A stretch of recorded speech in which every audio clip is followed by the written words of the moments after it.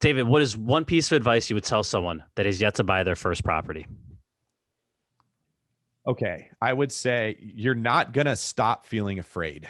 So quit waiting to not feel scared to take action. That's like saying, I don't want to go to the gym and lift weights until I'm strong. Okay. The weights won't feel as heavy when you're strong, but you don't get there without going to the gym.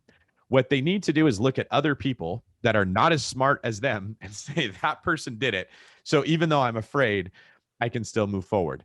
Now, you don't want to just blindly go by real estate, but there's a handful of fundamentals you got to get down. It should cash flow, it should make more than it costs, it should be in a good neighborhood, and you should keep a lot of money in reserves to weather a storm. If you just do those three things, you're 99.9% fine that you're going to do well in real estate. So that's the only knowledge you need to get started.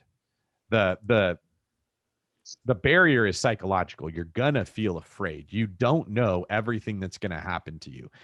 And I think like that's the same as like the football game analogy that we're using. I don't know if I'm playing football what the defense is going to do.